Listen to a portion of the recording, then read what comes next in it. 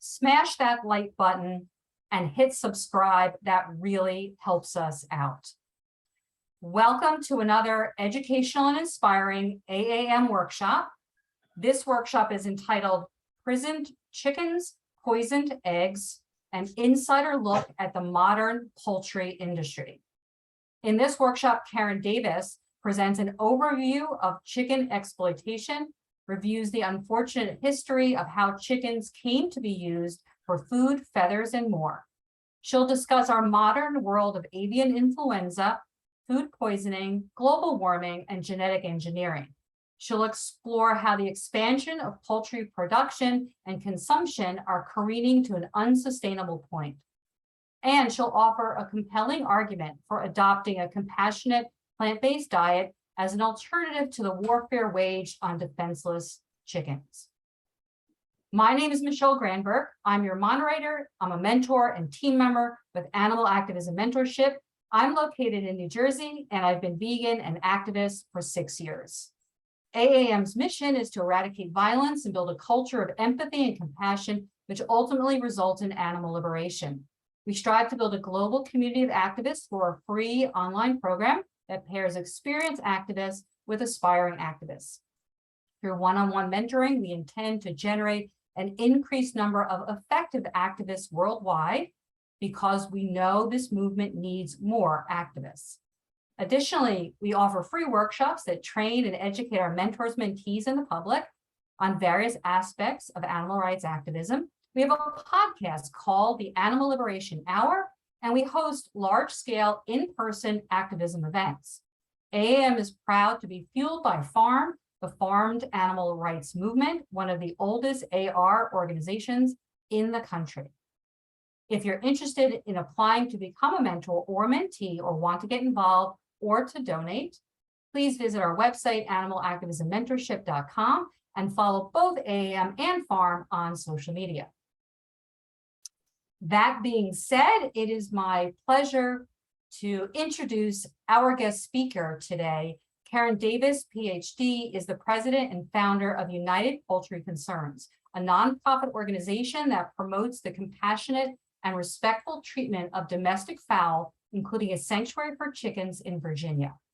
Inducted into the National Animal Rights Hall of Fame for outstanding contributions to animal liberation, Karen is the author of numerous books, essays, articles, and campaigns.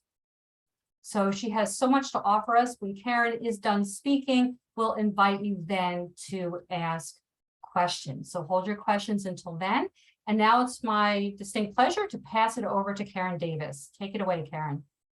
Okay, Michelle, ready to go. Thank you so much for your wonderful introduction.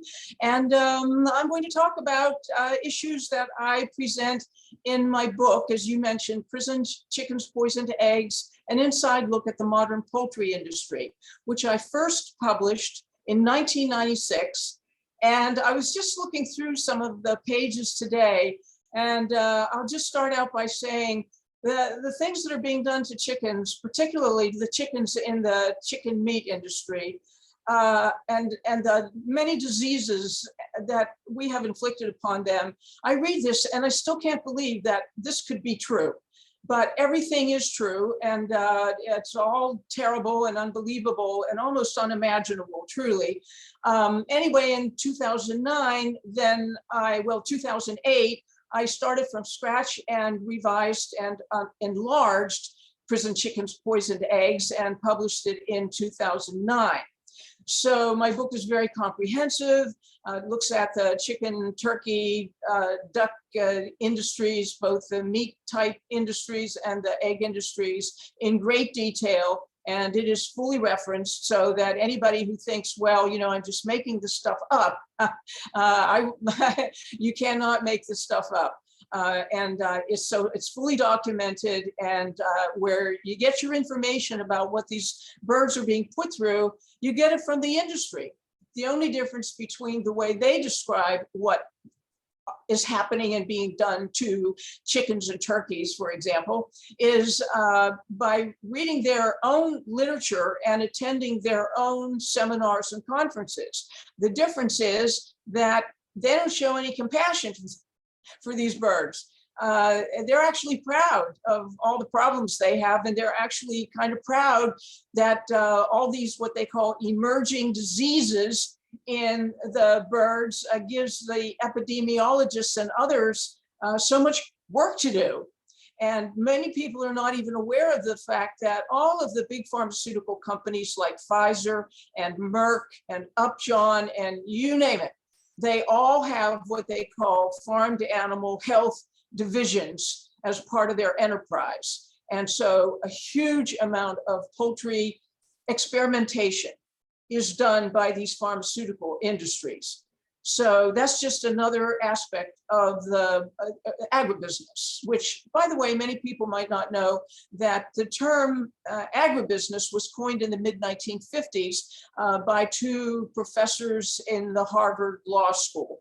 So from then on, you heard the term agribusiness used all the time, and it's certainly the term that is appropriate, because instead of what had traditionally been people, farmers, regular families living in what used to be a large rural part of America throughout the United States, became, in the first half of the 20th century, it evolved or devolved, if you want to say, put it that way, small farms, small farmers, family farms, etc., into what we know as agribusiness, where the birds were taken off the land and they were put into entirely enclosed buildings, and they crowded them. Although crowding is not new, but I'll try to get back to that. But maybe you can think of these as questions when I finish giving this talk. But crowding and a whole lot of horrible things were done to chickens, turkeys, ducks, and geese traditionally. So it's not like all these terrible things happened only starting in the mid-1950s. But the numbers of birds expanded beyond imagination, going up to currently 9 billion chickens in the United States alone. And the introduction of particularly antibiotics was a big factor in enabling agribusiness, the poultry industry, and I mean agribusiness generally and the poultry industry specifically, to be able to confine these animals in squalid conditions, in cesspool conditions. So even so, the use of antibiotics, which we now know poses a serious problem for human beings who are trying to be cured, often from diseases they get from eating chickens and turkeys, all kinds of bacterial diseases. But in any case, it was really the pharmaceutical usage and the enormous expansion of the number of birds in the mid-20th century. And then the breeding that had been going on really for a couple of decades or more. But what resulted from this intensive breeding of the birds was that two distinct types of chickens were bred for consumer consumption. On the one hand, you had the hens derived from what they're called leghorn hens, a Mediterranean strain of hens, chickens in general, who were bred and rebred and crossbred, and that all continues to this day to be very small and compact birds. But the idea was to enable them to fit into very small spaces, ultimately battery cages, and to be able to go from laying maybe 100 eggs per year, maybe 150, we're speaking about domesticated hens now, to laying 250 to 300 eggs per year. So that was, in a nutshell, the egg industry, or maybe I should say in an eggshell, the egg industry. And then there is the chicken meat industry. And the chicken meat industry refers to itself as the broiler industry. And the chickens aren't even called broiler chickens by the industry, they're just called broilers. And I urge any animal advocate to please never refer to these poor birds as broilers.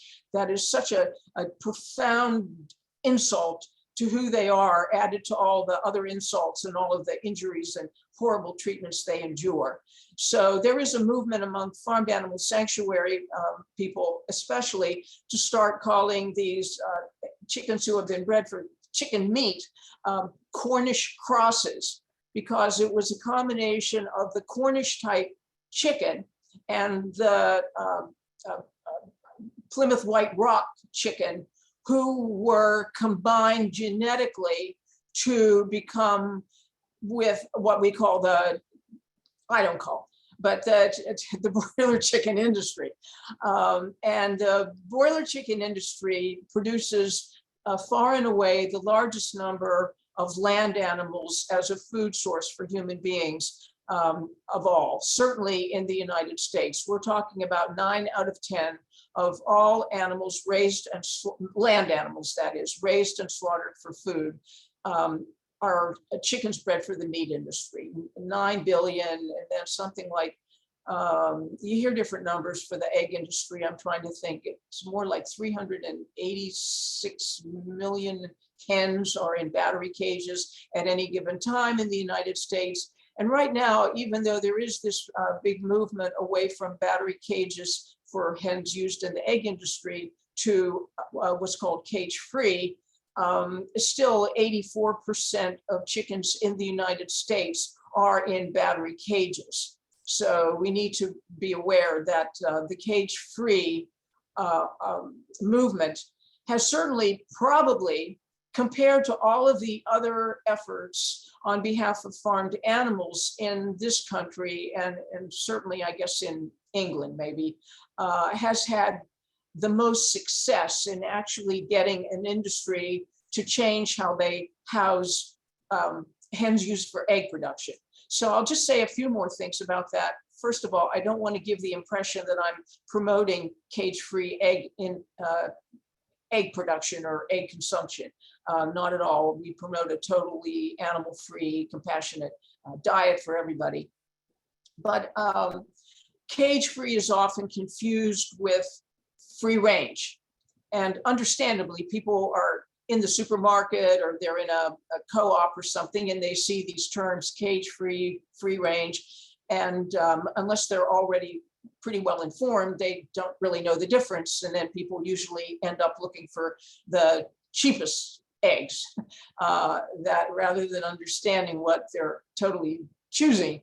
But cage-free means that the hens are not in cages. They're not in wire cages. They're not stacked in cages as far as the eye can see down a 600-foot long shed or building. And I've been in these places, so I can tell you, you can't even see to the end of them because they're so long and because the air is so polluted. It's just the debris, the feathered barbules in the air, all of the pathogens that are floating around.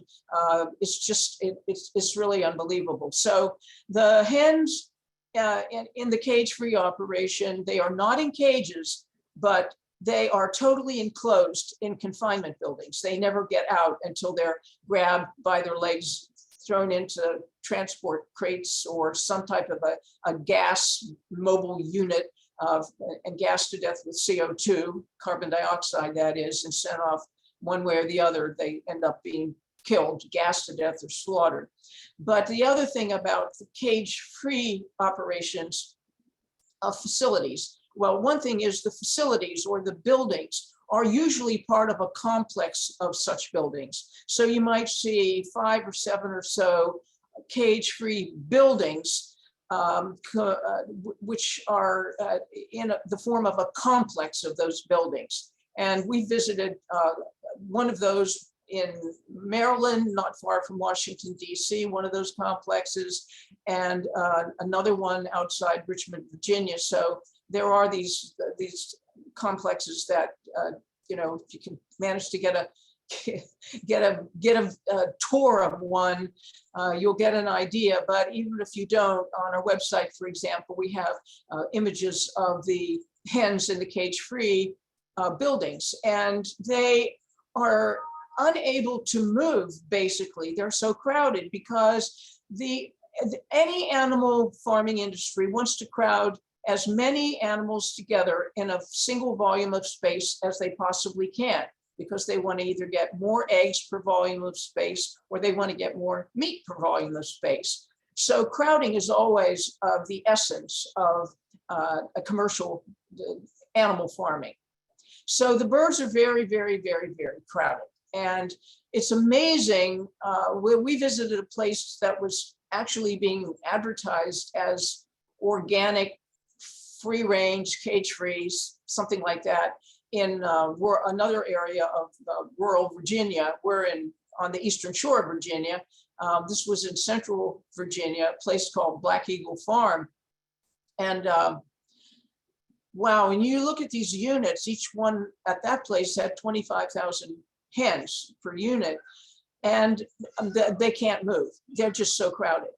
And now what the cage-free egg industry is doing is increasingly building platforms. In other words, there's the floor level in which the birds are all crowded together, and then they can jump up onto a platform, and there may be a platform even above that platform.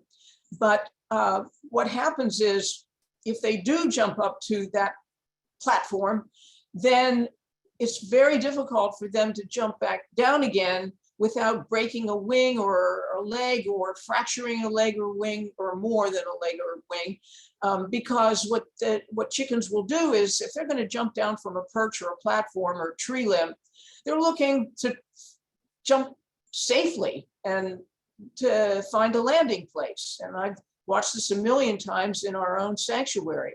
So if a hen wants to jump down from one of those platforms, and often she can't find any space between one hen and another, there's no floor space, open floor space. So she jumps, and then she can, as I said, break a leg or a wing, or fracture a leg or a wing. And so that tends to make the hens who are on a platform less wanting to move at all. So they're so crowded that they don't want to move. And whenever you read an article about how these hens are not in cages and they're free to roam as they please, well, they can't roam at all, because there's just no space for roaming. They are totally crowded. So they are on these platforms, and there are actually many, many more hens in that facility because of the platforms. And that's really why the egg industry wants those platforms in the cage-free housing or facilities, because if you have the floor plus platforms, you can fit many, many more chickens in, or hens, into the same space. So they might represent that as, oh, we give them platforms so they can perch and everything. But that is not the goal or the purpose for the egg industry. It's just to put more birds into that particular amount of space. And I was talking to Michelle before we started today about how I learned from a person who has a website about that includes information about farmed animals and environmental issues, who was asking me for a comment about an article he was writing about how Australia has introduced legislation that, if it goes into effect, would be in effect in 2036. So it's a long ways away, if it even comes to pass. But the article that appeared in The Guardian is titled something to the effect that Australia plans to ban battery cages. Well, they don't plan to ban battery cages, or even legislate on behalf of cage-free operations. All they're talking about is giving a little bit more space to each individual hen inside a cage. So you're still going to have a cage with several hens, and at least on paper, they're going to have a little more space. But how do you measure these things? We're talking about inches. That's what we're talking about here. And so, I mean, even if you pass legislation and it says that the hens have to have, well, 1.5 square feet of living space. Well, normally that legislation is usually changed to just 1 square foot. But 1 square foot of living space in Australia. So they're not even talking about cage-free. They're just talking about giving a little bit more space. But everybody needs to understand that even if a battery cage is what they call a furnished battery cage or an enriched battery cage, it's still a battery cage, because a battery means individual units, individual identical units that are lined up or also in stacked up, lined up, but it's individual units. And that's what battery cages are. So in no way is Australia outlawing battery cages. They're just giving the hens, again, at least in a formal sense, a little tiny bit more space. And that is not going even to go into enactment until 2036. So that's quite a long time from now. But in any case, the hens then who are raised cage-free are going to be slaughtered just like hens in battery cages after laying eggs for maybe, what, a year and a half? They're very young. I mean, chickens, can, believe it or not, normal chickens in the wild from whom all these domesticated chickens derive can live as long as 30 to 35 years. Chickens before all this intensive breeding got underway in the 20th century, maybe laid, as I mentioned before, 150 eggs, 90, 150. Chickens in the natural world, hens, only lay what they call 2 clutches, each of about 10 to 12 eggs, a total of 24 eggs in the spring and early summer.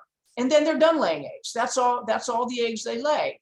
So you can imagine it is almost unimaginable, the pressure that is put on these small hens' bodies. They only weigh like 3 to 4 pounds. The pressure that is put on their bodies to keep churning out eggs, making eggs. The hens don't just lay eggs. That sounds like a passive thing. Well, an egg just kind of falls out of their body, but that's not the way it works at all.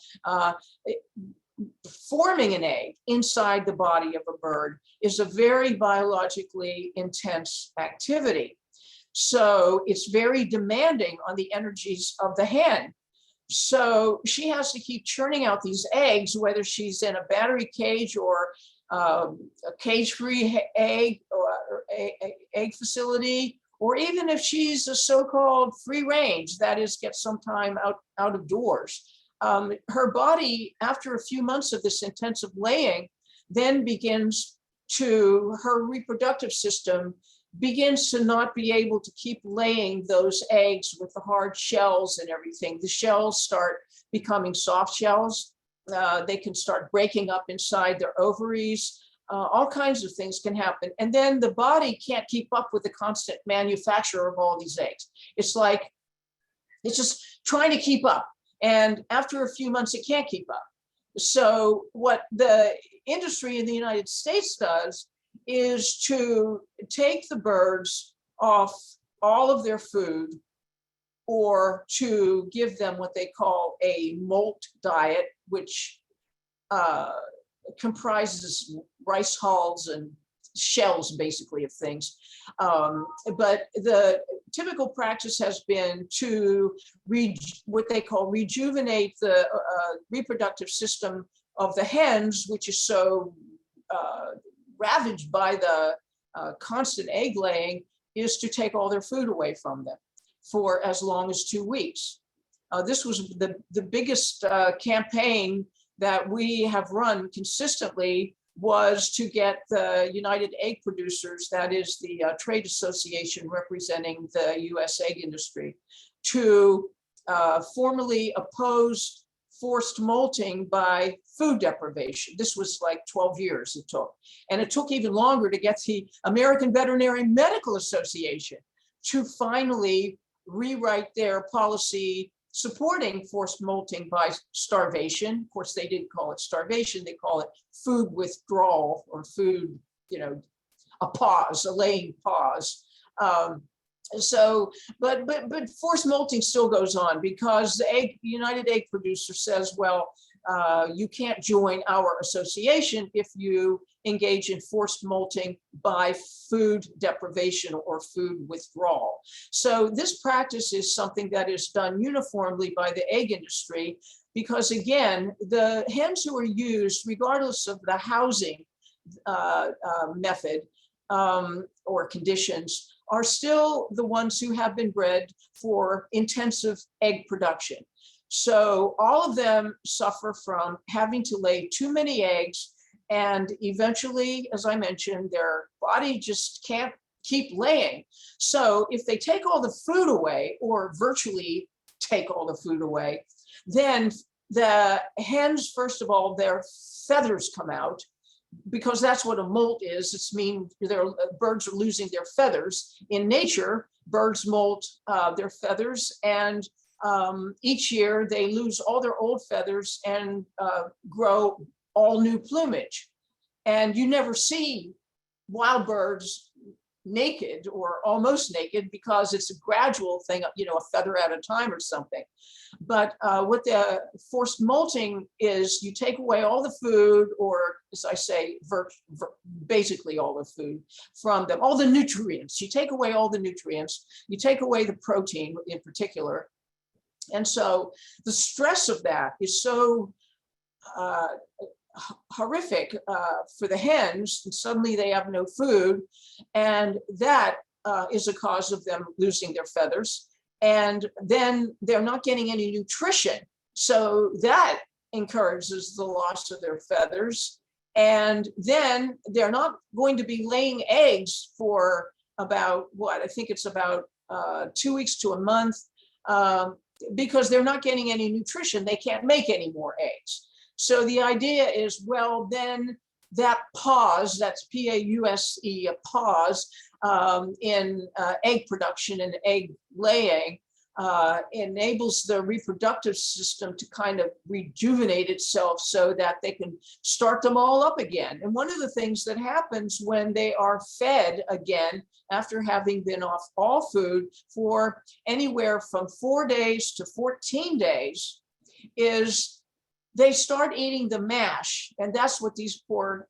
birds, all of the birds in all sectors, certainly of the factory farming sectors, all they get is mash to eat, very, very fine powdery type of stuff, which is another whole issue. This is very bad for a bird not to be able to eat a variety of textures and things. But when they are given food again, the hens will often, they just start eating this mash because they're starving. And then the crop, which is the beginning of their gastrointestinal system and their digestive system, becomes quickly impacted with this mash. And then millions die just from that crop impaction alone when they are put back on food. So millions and millions of hens die when they are forced molted and then put back on food. But the industry is able to accommodate those kinds of losses. And one big reason for that is that these industries are heavily subsidized by you and me, by taxpayers. We pay for all of these losses. And if I want to talk about the chickens who are bred for the meat industry, but I'd like to say something about a current campaign that we're very heavily involved in right now, which involves the depopulation of birds and pigs in particular as a response to the avian flu epidemic. Really, it's a worldwide epidemic, and it's to protect the poultry industry and then the pig industry as well, but to protect the poultry and pig industries, because the birds are so fragile in the houses. They're living in squalor, and they're weak and fragile from all the breeding and from the stress and everything. They're very susceptible to avian influenza. They get ill very easily. But in any case, so finally, I just want to clarify, because many people think, well, you know, eggs aren't so bad, and especially if they're cage-free or free-range, hey, whatever that means, it sounds better. But the thing is, they're all going to go to slaughter if they live long enough. If they don't die of stress from the forced molting and being refed from after having been starved, and if they don't die of the multitude of diseases from which they suffer, bacterial, viral, fungal diseases, all kinds of parasitic diseases like coccidiosis, etc. And usually they're not experiencing just one disease at a time. They're experiencing multiple illnesses of various kinds, diseases and debilitations and all kinds of things. One way or the other, the hens used for egg production are going to be slaughtered. So if it's a commercial enterprise, once they are no longer, as the industry sometimes says, paying their way, when they have decided that it costs more to feed these birds than they are getting in the form of an outpouring of eggs, then they're gonna either kill them on site with carbon dioxide. They'll shove them into these boxes and shoot hoses full of carbon dioxide, which freezes and burns the bird's lungs simultaneously and asphyxiates them. So it's a horrible death. The rest are going to go to what they call spent fowl plants. That's FOWL. And spent fowl slaughter plants are designated that way as an alternative to what they call poultry processing plants, which refers to the birds who are slaughtered for meat consumption as opposed to eggs. So, I mean, when you read about these hens and they are being hung upside down on the assembly lines, and they're flapping their wings and they're terrified and they're given electric shocks, and I mean, it really,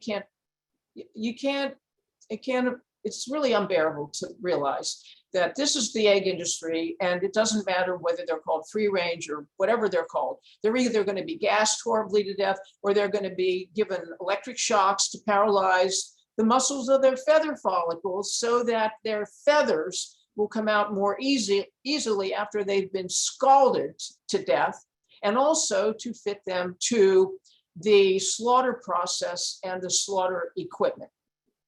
So that kind of leads me right now into, and then of course I want to mention also for the egg industry hens, they're almost always debeaked.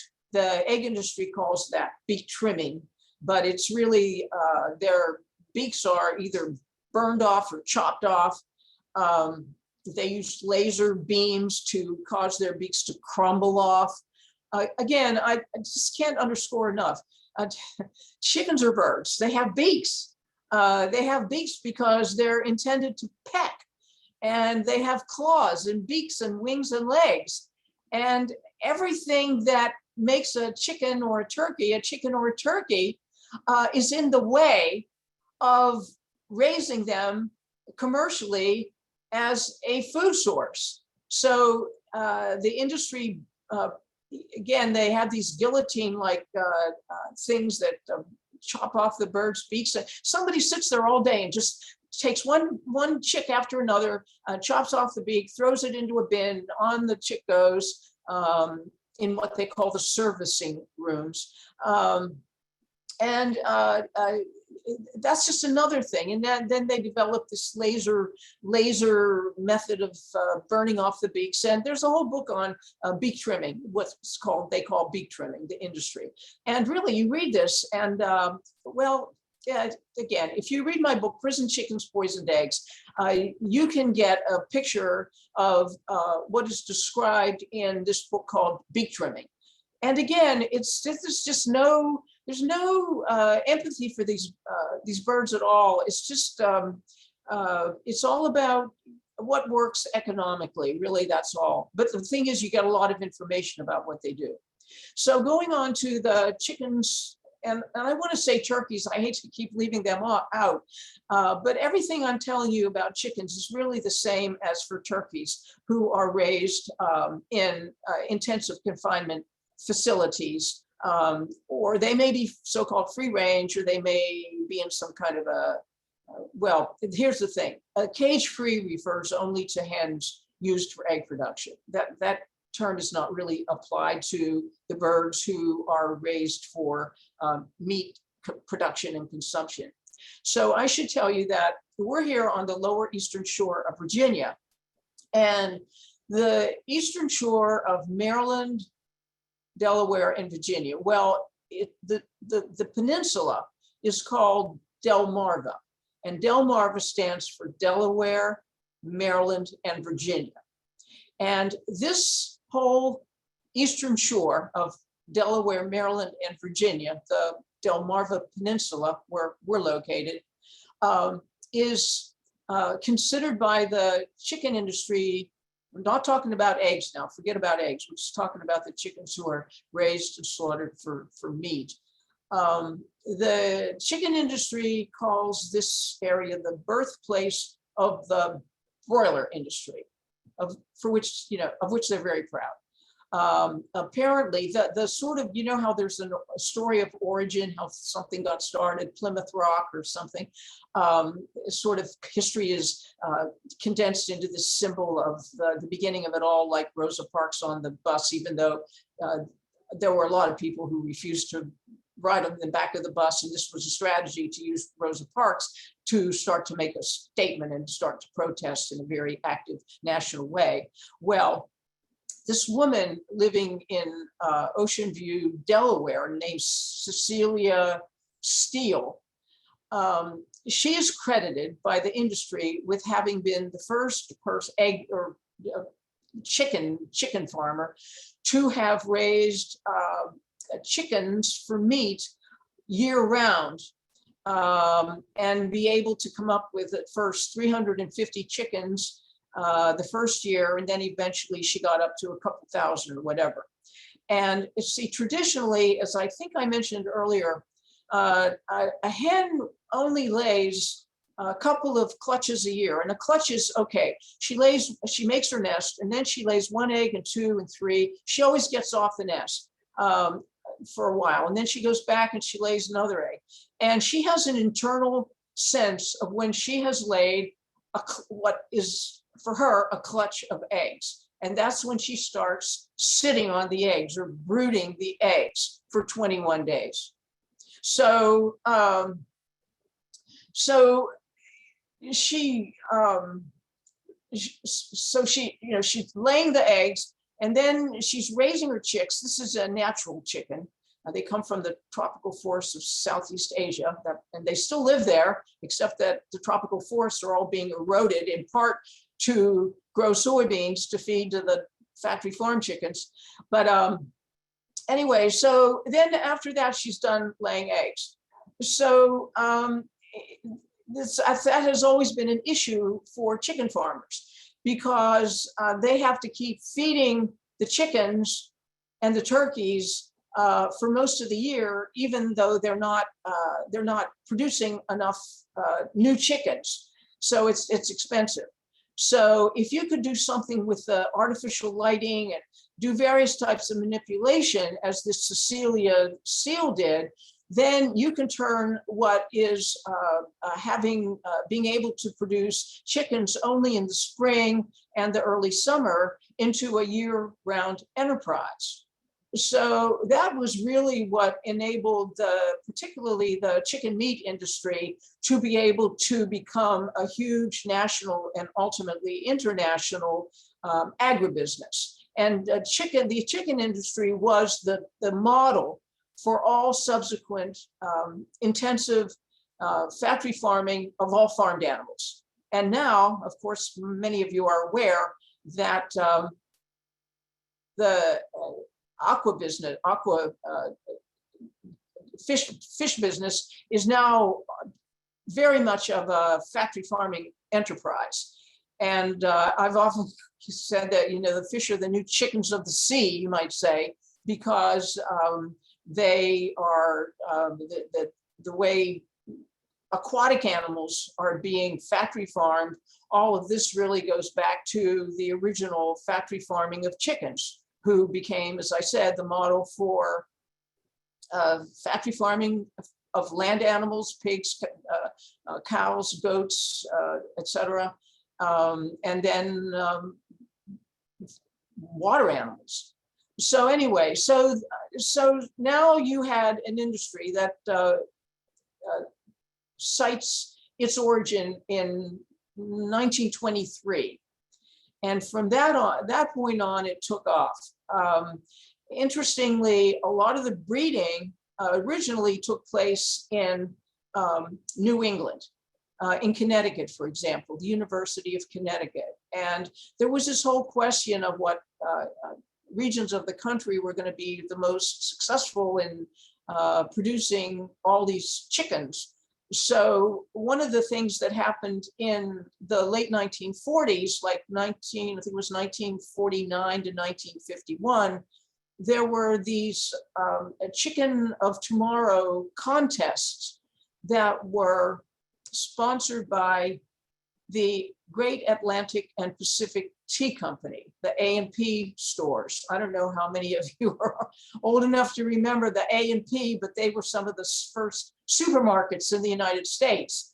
Of course, going to the A&P, you went to the supermarket, you had no idea that they were sponsoring these horrible Chicken of Tomorrow contests, and they were very involved in developing the factory farming poultry industry, but they were.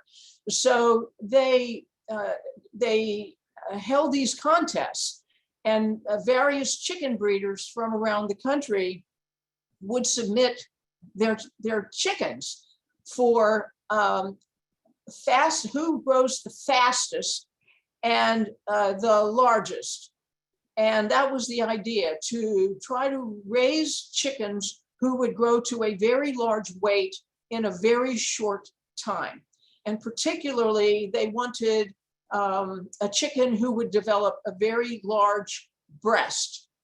And to this day, this idea of, these chickens are basically bred to have a huge pendulous breast, which is why they cannot walk by the time they've lived a couple of weeks, most of them. Or if they can get up on their feet, they are in such pain because their skeletal system cannot support their body weight. Their chickens are slaughtered around 6 weeks of age. I'm talking about the chickens in the chicken meat industry now entirely.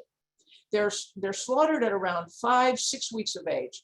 Well, a chicken's skeletal system isn't even more or less fully developed until they're at least 10 weeks of age. So you have all this rapidly accumulating poundage on top of this baby bird's bones. And that is why they go to slaughter crippled and in extreme pain. I cannot look at a so-called drumstick, a chicken leg, without thinking of the agony that that leg endured, and that chicken to whom that leg belonged underwent. So anyway, these Chicken of Tomorrow contests, they were based on two main strains, which have since been just bred, inbred, crossbred, and this breeding just goes on and on and on and on, on and on and on. Again, pharmaceutical companies do the breeding.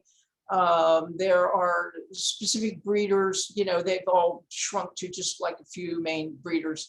But anyway, the idea was to have this big broad breast, and that's what the Cornish type of chicken brought. Now, all of these names, whether they're called New Hampshires or Cornish or Plymouth Barred Rock or whatever, these are all domesticated strains of chickens who have been domesticated, and by that I mean bred primarily, for showing, like agricultural fairs, for different types of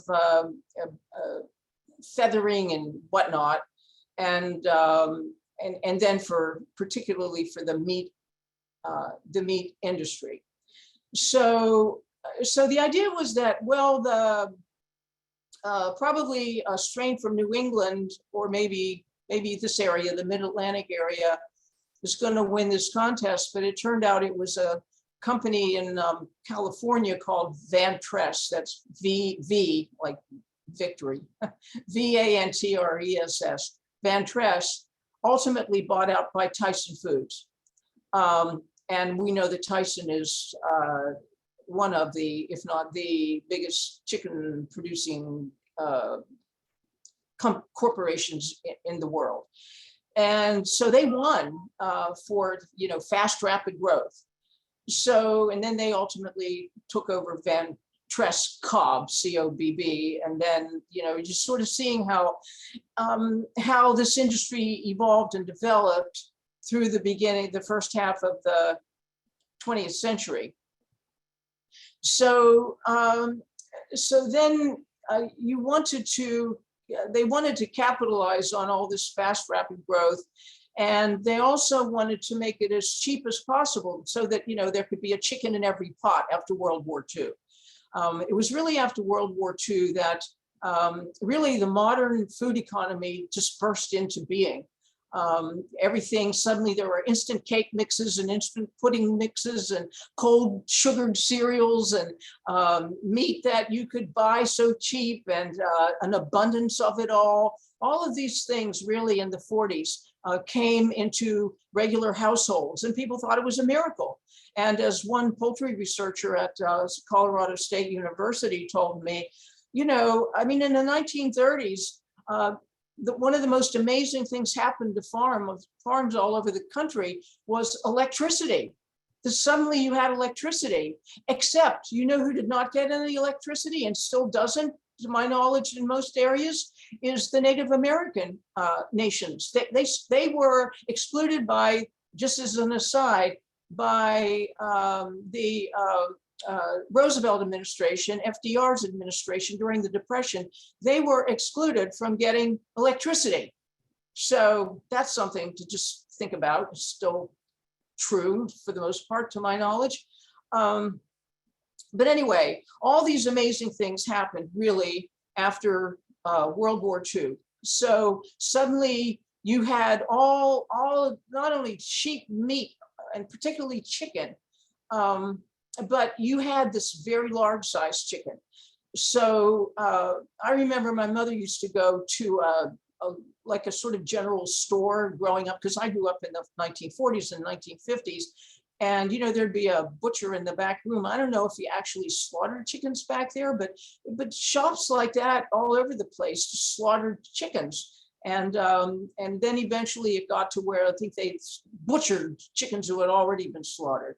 And it was really in the 1930s that, again, as I said earlier, chickens were taken off the land, and people slaughtering chickens on their own farms, smaller enterprises, suddenly in the 1930s became what we call poultry processing plants.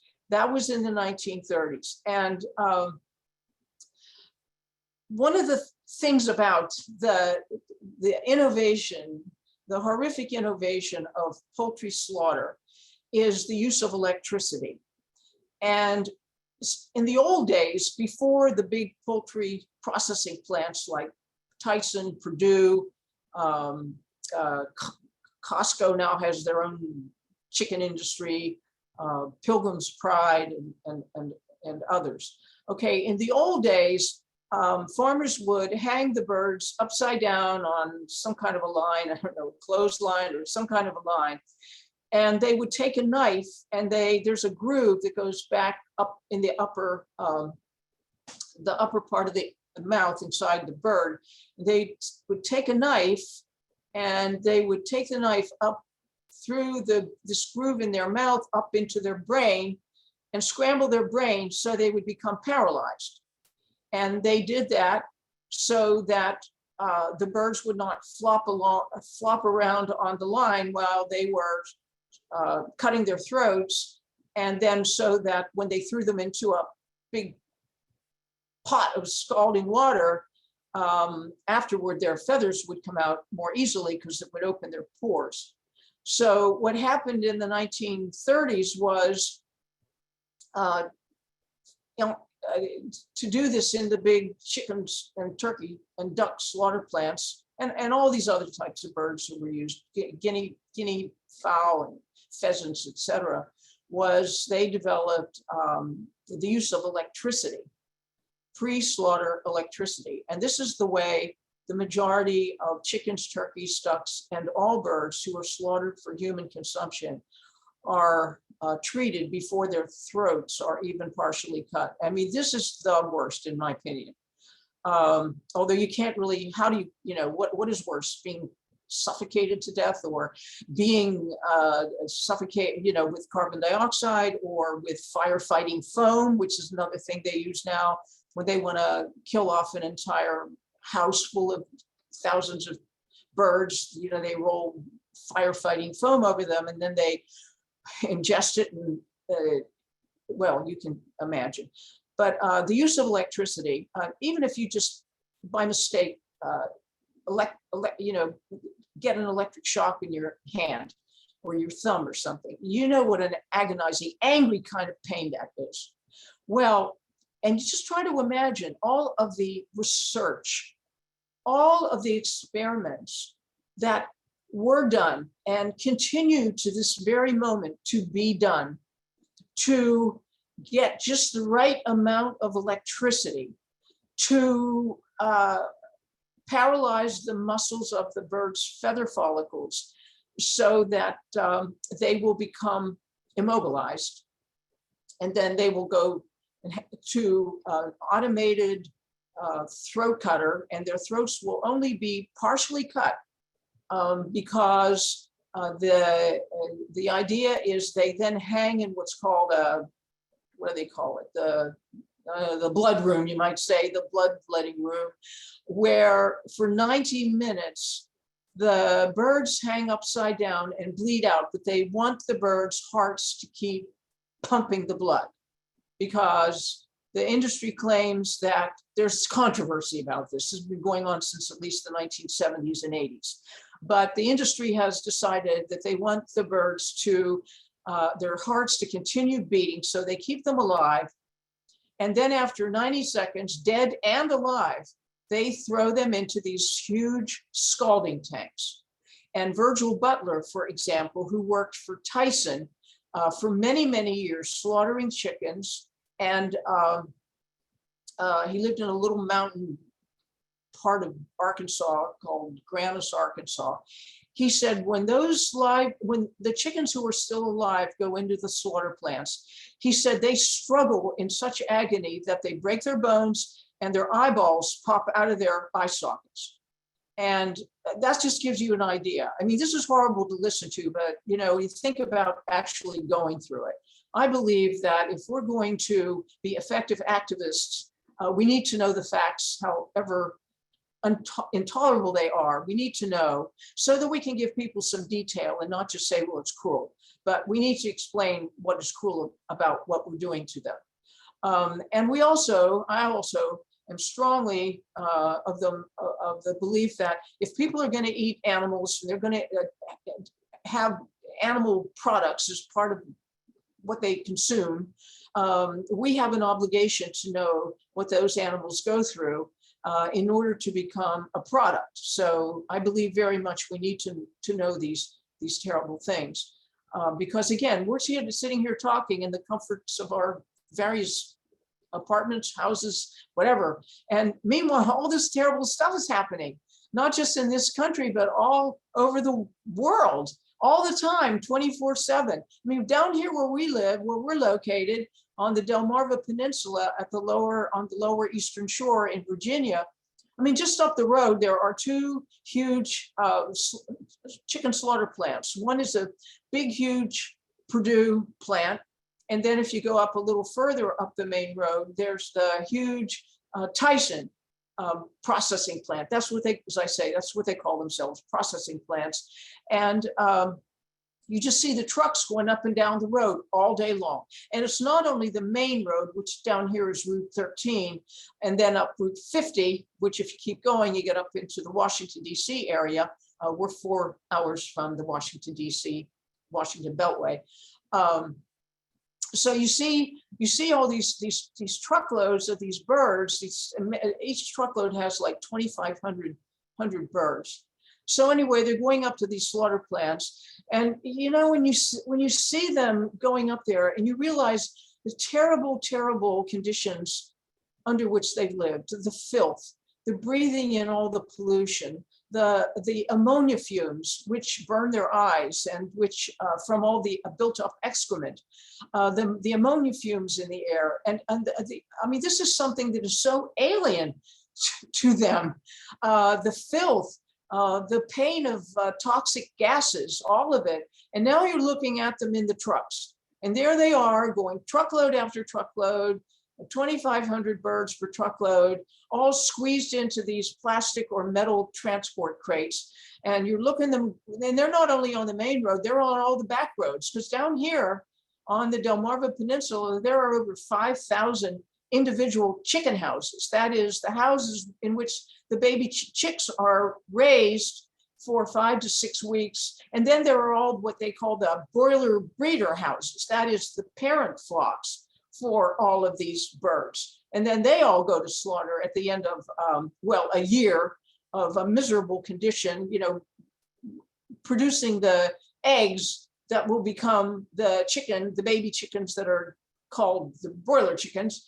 Then they will go to slaughter after about what, 18 months, you know, 12 months of laying the eggs, producing the eggs. And so for the breeder chickens, there have to be roosters. So they have special roosters whom they have bred to be with those breeder hens, the parent flocks, 1 rooster per 10 hens, let's say. And those birds alone have a horrible life because the chickens have been bred to grow so fast and so huge that, and then to have a larger than normal appetite. They have done all kinds of breeding to increase the number of fat cells in the broiler type chickens, the meat type chickens. So they have an unusually big appetite. So they want the baby chickens to indulge that appetite, but they don't want the parent flocks to indulge that appetite because then they become too infirm. They cannot, they can't mate properly. They have all kinds of problems with the eggs inside the hens. And then the males are so susceptible to heart attacks. And one of the things they do is they starve them every other day. Every other day they feed them and then they skip a day. It's called a skip a day diet. So they feed them one day and then they starve them the next day and then feed them the next day. So, I mean, these broiler breeder chickens, these parent flocks, are in absolute misery. They have described, I mean, you know, the poultry industry personnel have described how these birds will peck at the air.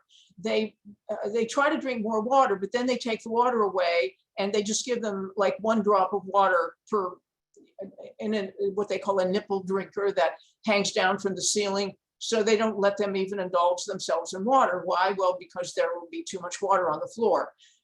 There will be too much water and excrement all mixed up on the floor. So they deprive them of the amount of water they need and of how they like to drink water.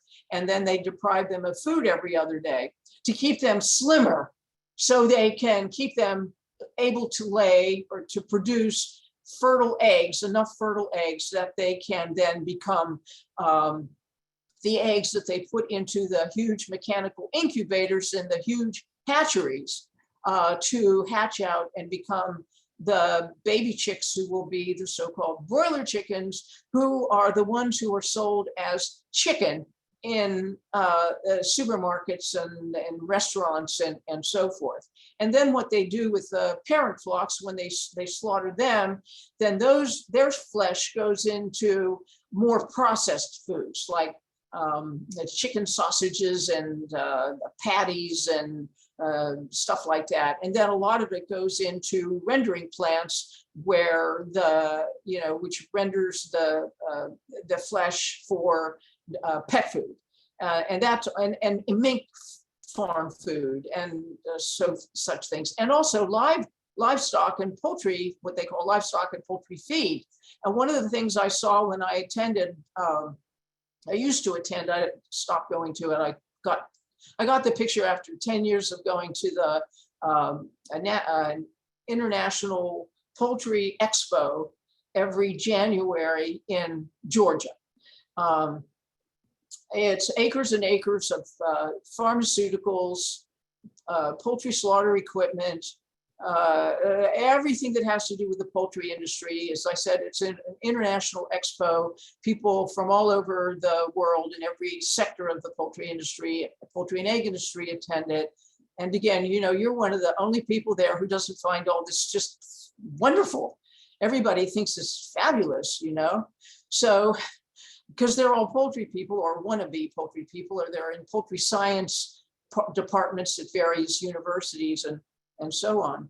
So I remember one year I was there and I happened to come to one of the egg industry booths, and I saw all these plastic containers of some kind of a brown liquid. And so I said, well, what is that? And they said, oh, this is spent hen liquid, spent hen meal. There's spent hen meal and there's spent hen, I've forgotten the exact, euphemism they use, but it's like, this is what they extract from the hens from the egg industry and probably from the parent flocks of both the egg and the meat industry. It was this brown liquid that they feed back to the hens. And of course, that's one thing to be aware of, that when these farmed animals are slaughtered, they not only go into the pet industry, but they go back into the poultry and livestock industry, and of course, into fish industry. And then fish products are also fed to the birds, for example. And you see, in my book, Prison Chickens, Poisoned Eggs, I talk a lot about how the horrible diet that these birds are fed is a main cause, among all the other main causes, of all of the diseases that they suffer from. The chickens who are bred for the meat industry and the turkeys, they are in the worst condition of all the birds.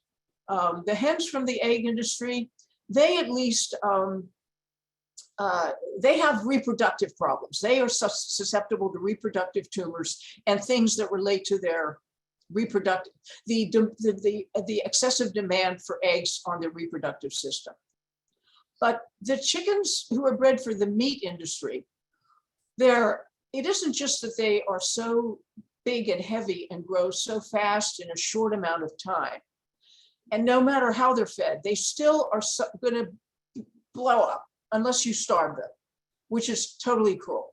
So they're going to be suffering no matter what, whether you feed them or don't feed them, whatever. Although there are things you can do, but I'm not going to be able to get into that today, but that sanctuaries have started doing as they attempt to learn how to balance keeping these birds from becoming so heavy that they can't walk at all, and to keep them from succumbing to, for example, heart attacks so quickly.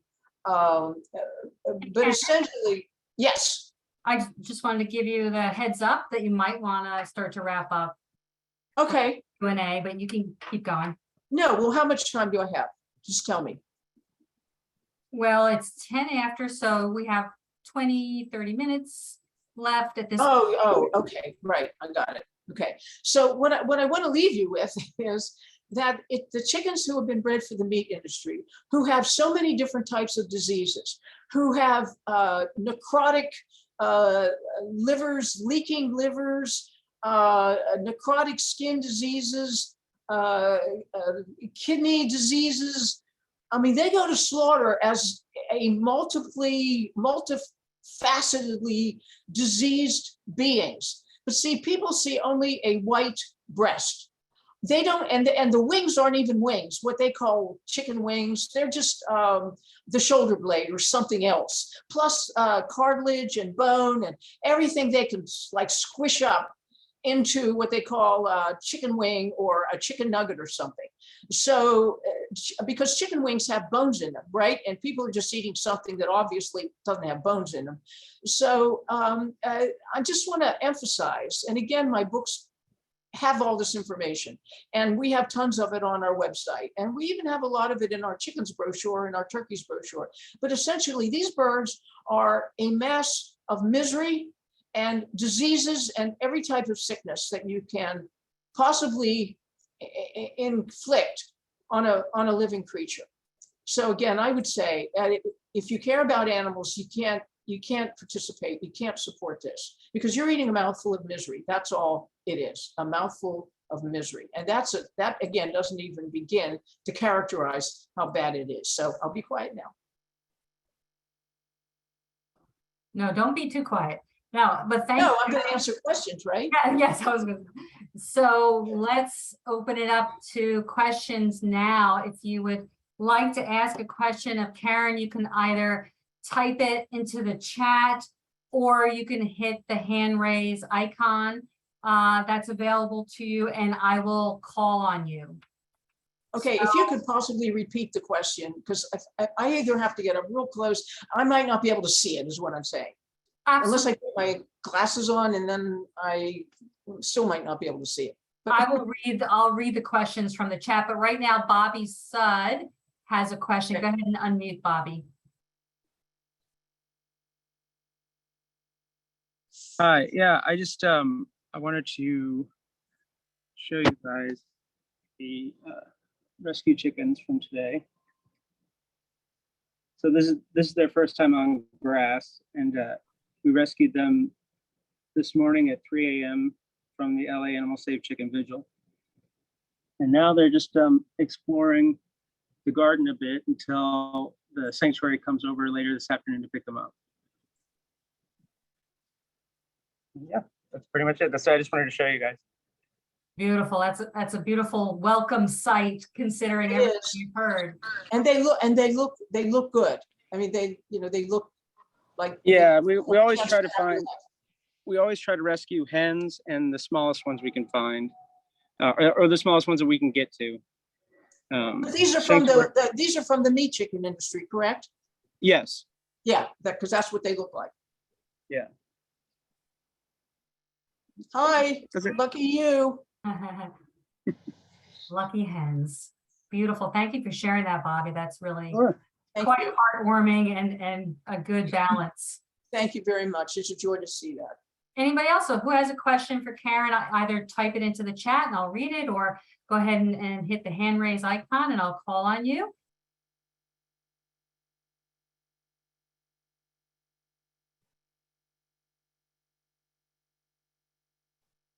Anybody? Go ahead. I don't know. I can't find the icon on here. And what's wrong with me? I've done this. I can't find it. I just wanted to say thank you, Karen, for that. That was really wonderful. And I read your book a long time ago, and one of the reasons I went vegan was because of it.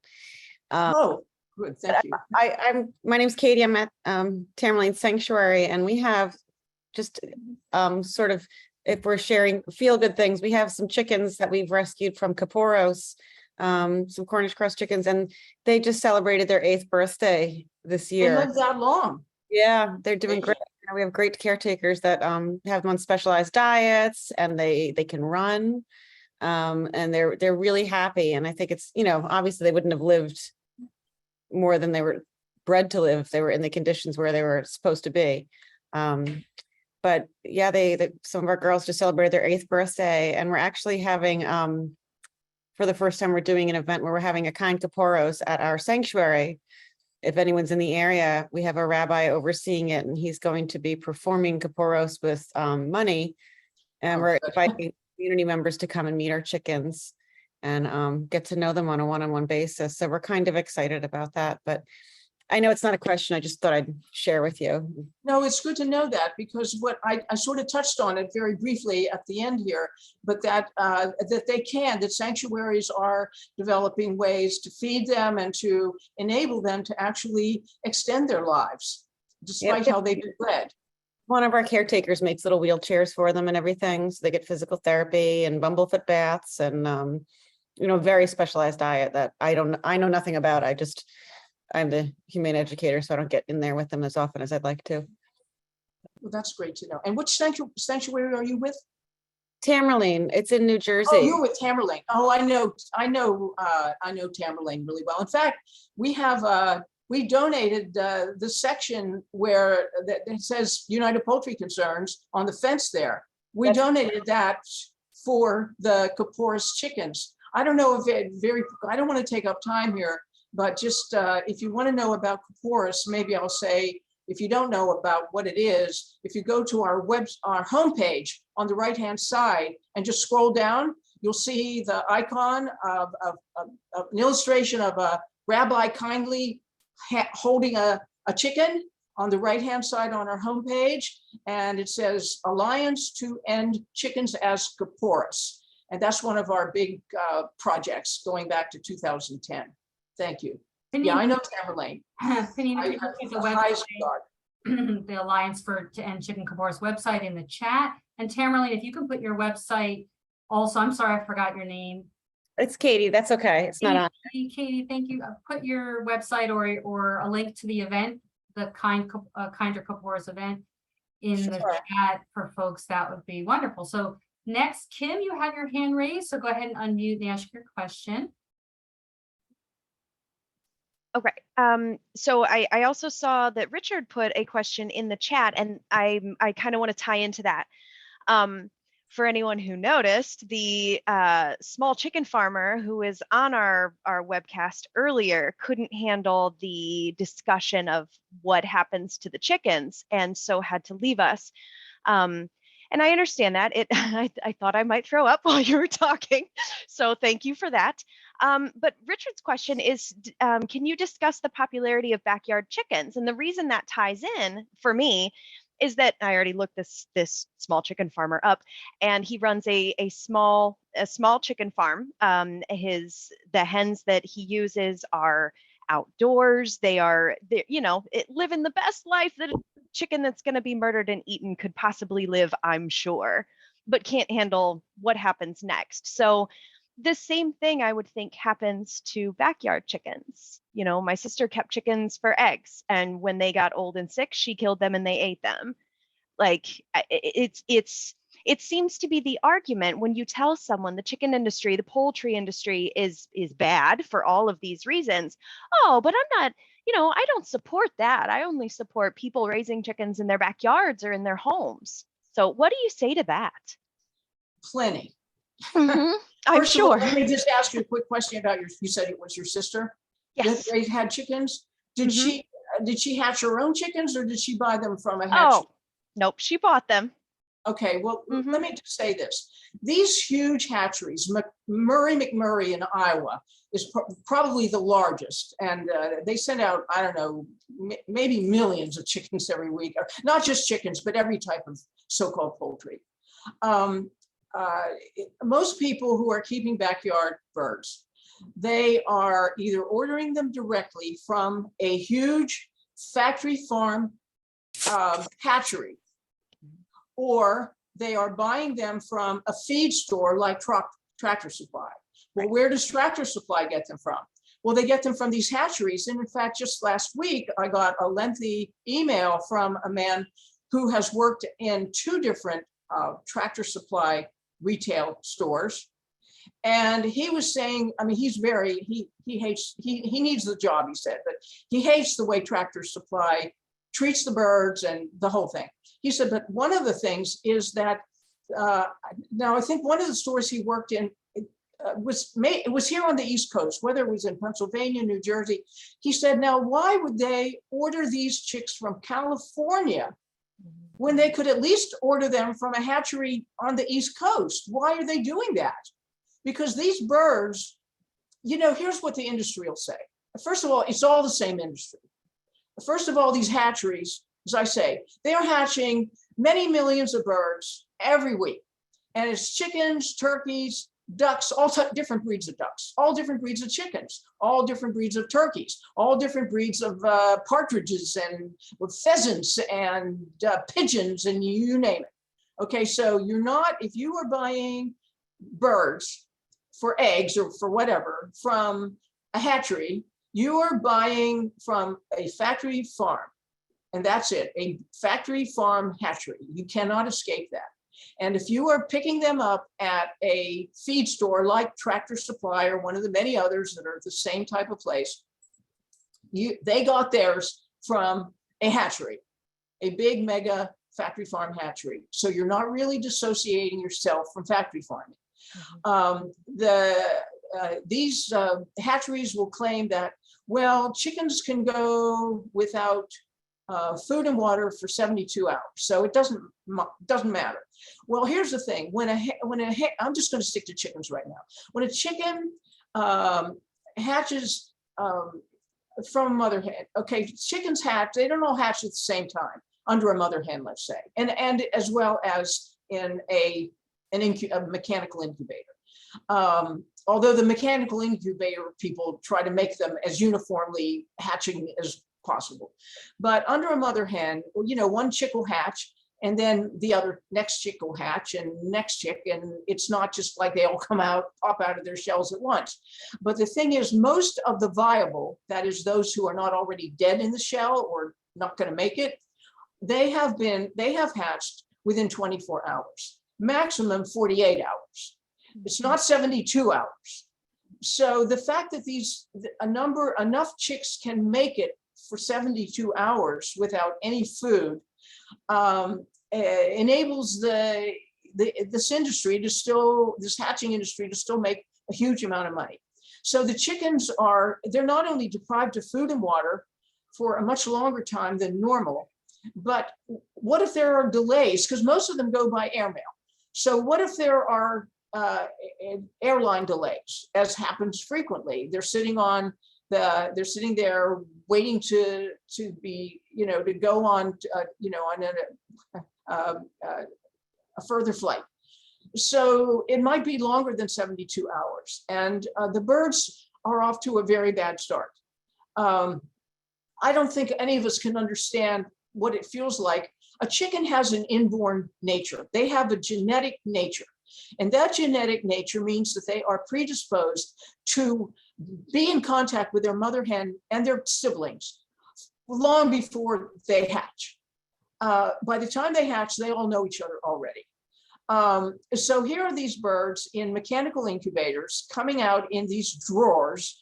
And usually, especially if the hens who are going to be used and are being bought for egg production, okay, they are going to be debeaked there because they almost automatically debeak all of the hens, no matter what they're being purchased for, backyard chickens, small farm chickens, or whatever. So they've had their beaks burned off, which is very painful because the beak is full of nerve endings to the very tip of the beak, because the chickens use their beak for all kinds of exploration, food finding, and everything else. So it only makes sense that their beaks would be super sensitive to the external environment. So then the chicks are thrown into boxes, dark boxes, and then they are going to be banged around by the airport people. It might say fragile, handle with care.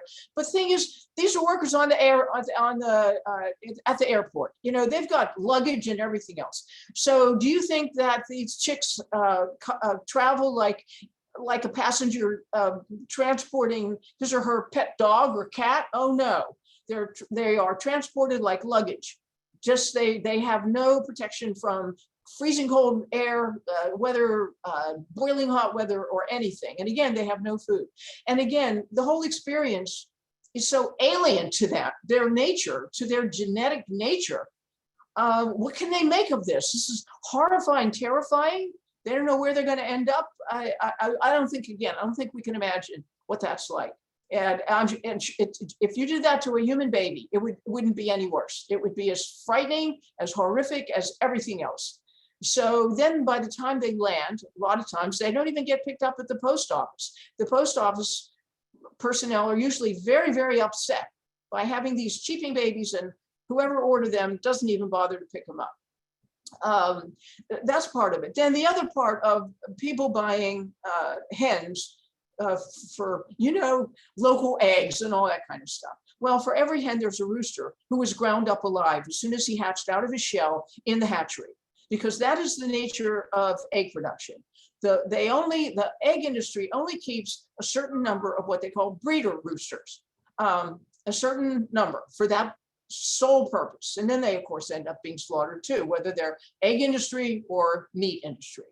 So, so for every hen who's born, a rooster was ground up alive or suffocated in a plastic bag. So that's the reality. You cannot escape that. And I mean, traditionally on small farms, animals who, again, they didn't want, you run over them with your truck if you have a truck, you throw them into a dust bowl and let them drown in dust and dirt. You drown them in water, you just get rid of them. I mean, people traditionally have to drown their cats. They don't want to feed them. They don't want them around. They get rid of them. That's farming. Animal farming has never been a kind existence. That's just not the kind of thing it is. Okay, so then when people buy hens for the backyard, and they want them as for eggs. All right, so now as you were just describing, the hens are not laying enough eggs. Or see, here's what happens. The hens are going to lay fewer eggs in the winter, no matter what. They'll still lay a lot of eggs, but they're going to lay fewer eggs. So then people decide they don't want them anymore. And then people sometimes call, Tamerlane, or they call us, or they call any number of sanctuaries. Well, we have these hens, and well, we don't want them anymore. We want to get rid of them. Can you take them? I always say, what do you mean get rid of? Well, get rid of them. I mean, that's how they talk. So, I always try to give a lesson to people on the phone, that you're just one of many people who call us and call all these other sanctuaries, of which there are very few in this country, to take either their unwanted roosters, because a lot of times these boxes of hens contain roosters, either deliberately or by accident. The sexing process didn't always separate out the hens from the roosters. So suddenly people who ordered a dozen hens find that 1, 2, or 3 of them are roosters. So, okay, so they don't want the roosters. So they call the sanctuaries, or they call animal control, they call somebody and say, can you take these roosters? Because we only want hens, and blah, blah, blah. So, I mean, the roosters are a true tragic effect of this backyard chicken keeping phenomenon. So they end up being dumped in woods, dumped here, dumped there. I mean, we have roosters here in our own sanctuary who have come from these backyard people, and they were just let out on the road somewhere, or we have them from Pennsylvania, from here, there, everywhere. And then, but then every sanctuary, and I explain to people on the phone, okay, we can only take so many unwanted birds. All right, what can you do to try to keep these roosters, or this rooster? First of all, don't buy any more birds. And then secondly, you could build a nice pen next to the hens that would enable the roosters and the hens to interact with one another. That would keep the roosters occupied all day long. And even though they couldn't physically run around with them and stuff, they would still be able to see and hear and communicate with them all day long and all night long through each other's pens. I try to tell them what they might do so the roosters' crows don't annoy the neighbors. The neighbors don't seem to care about barking dogs, but they don't like the crowing rooster, 1 rooster or 2 roosters or whatever. I try to give them a sense of, I'm trying not to scold them and tell them how I really feel about them, but I try to give them I try to understand. They went into this, they didn't ever learn anything. All right. And they just wanted hens for eggs. And wouldn't that be fun? It's not much labor. They learn that on websites and stuff like that. So I try to be, I try to sound as nice as possible, but I try to also imbue them with a sense of responsibility these birds did not ask to be born, and can't you do something to try to help them, to give them a home, and just don't buy any more birds? If you want to have a hen for eggs or something, although we don't support eggs, because we know that this is one example of what hens go through. So, but if you want a hen or two, see if you can't adopt from a sanctuary. See what you can do to not contribute to this industry. So, because even though you might not have thought about it in the first place, now you have experience, and now you see what's, what is entailed, and you see that you have to clean up their houses. You can't just let their houses go and say, oh, well, we were told that you only have to clean their houses every 3 months or something.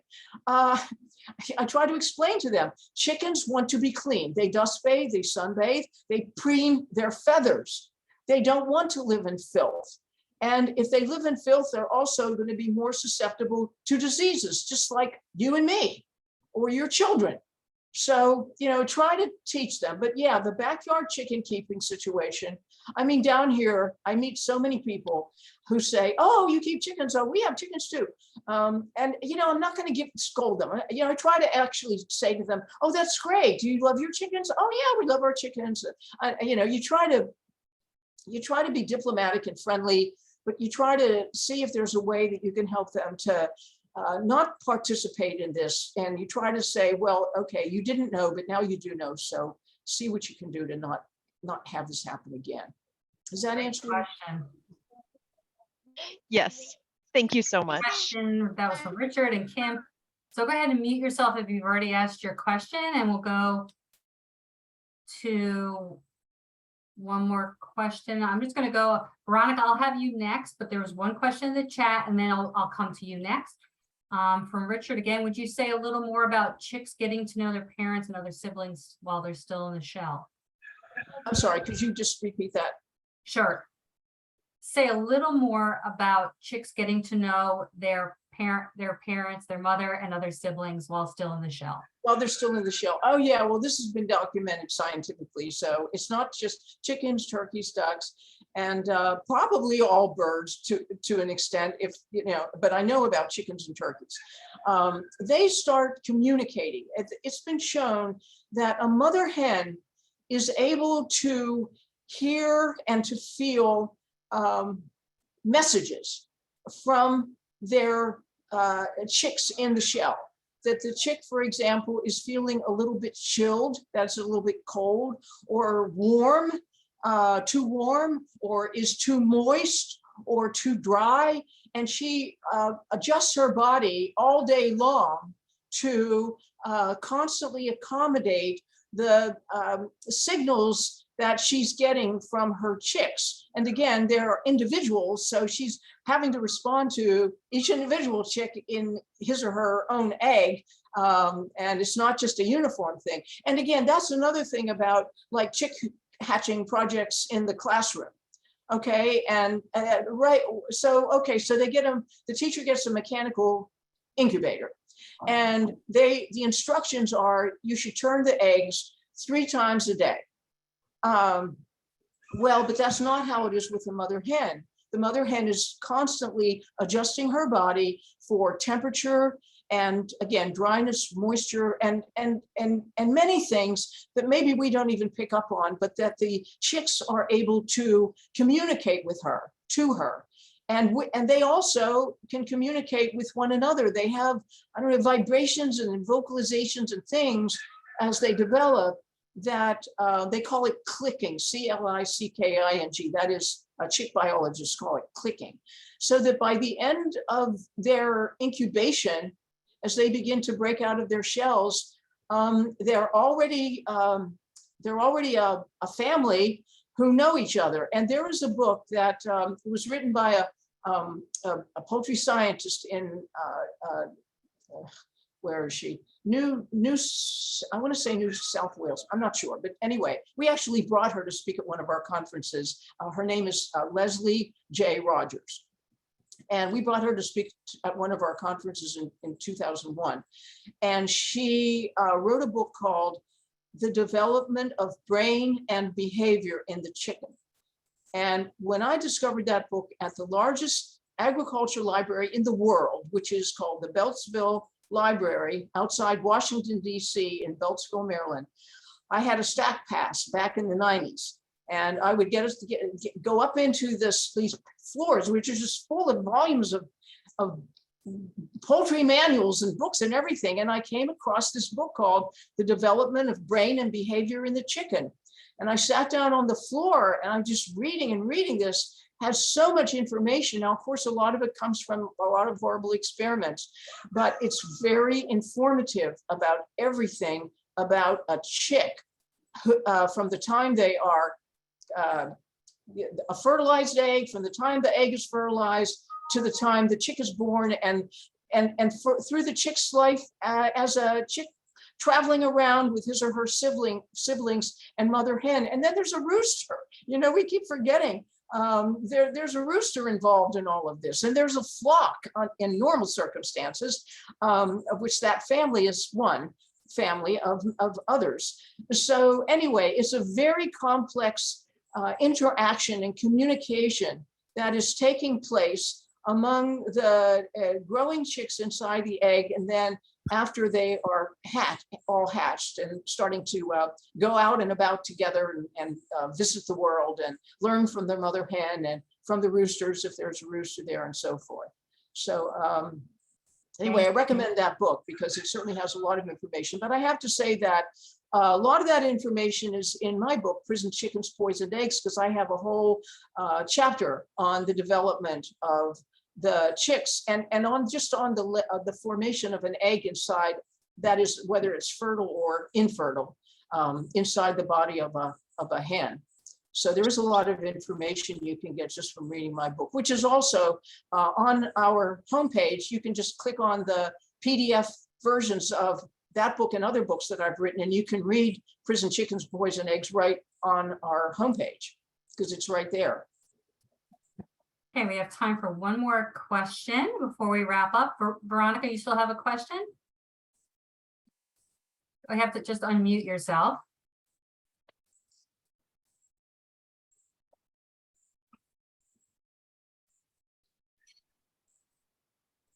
Okay.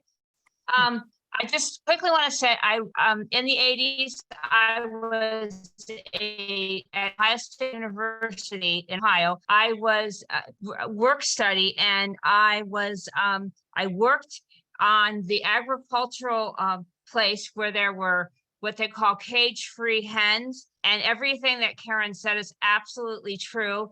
And I will tell you, there's no room for them to move. And anytime I wanted to grab a broom, it was full of flies. You couldn't see the handle, but as soon as you put your hand on it, they went away. So there were flies everywhere. It's just a terrible industry. But my question is, I believe that chickens and turkeys and all things, but I have an issue. I have a Maine Coon cat mix that I got off the street, and I do a lot of helping with TNR with cats. What do we do about the cats and dogs that we love and the food that they need to have? You know, a lot of times it's chicken, turkey, beef, all that stuff. I can be a vegan, but what do I do about my cats and dogs? And that's my paradox. I mean, I really do sincerely care about chickens and turkeys, but I got to feed the cats and dogs. So what do we do? Okay, well, first of all, I would say this. We're never going to completely escape these conundrums. We're never going to totally, but we have to try to work out as many as possible as best we can. There is a tremendous development in the last 20 years of vegan, certainly vegan dog food, where dogs can apparently do quite well on a good vegan diet, you know, with a diversity of nutrients and stuff. It is a much bigger problem with cats. And I am not an expert in this topic, on this topic, because I know what I hear from other people. We have many friends, fellow activists who are totally vegan themselves, but our first obligation has always got to be those whom we have chosen to defend as best we can and to care for as best we can. So we have to look to them first. If your dog or cat cannot thrive on a vegan diet, then I believe we have an obligation to feed them because they're dependent upon us. We Okay. have taken them in for that purpose, to care for them.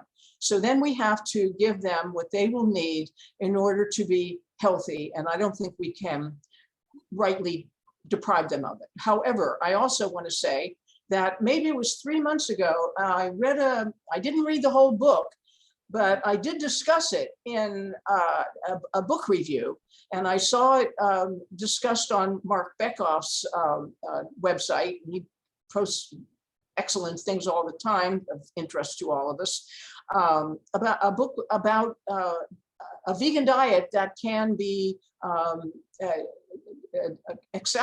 it can provide good nutrition for cats and dogs. Again, I'm not an expert on that, and I don't want to give people bad information, because I want people to be vegan. I want their dogs and cats to be vegan, but I also don't want their cats and dogs to be malnourished because they're not getting the kind of diet that they need in order to thrive. So I think we have to cope that vegan cat and dog foods are going to become increasingly nutritious for both of them. And to some extent, I think that has happened. Good. Great question. Thank you, Karen. Great question, Veronica. Thank you so much. This leads into so many different areas, and people are putting some resources in the chat.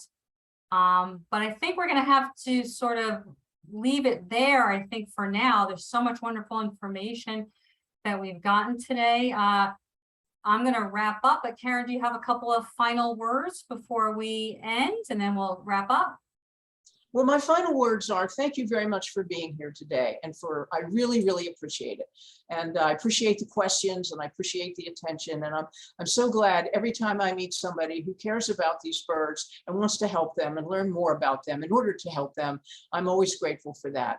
I did want to mention that in February, I started a podcast series called Thinking Like a Chicken, News and Views. And again, you can go right to our homepage on the left-hand side where it says videos and podcasts. And we click that on, you'll see the podcasts I have done. And you will soon see the one I'm going to be posting tomorrow, Friday, the 26th.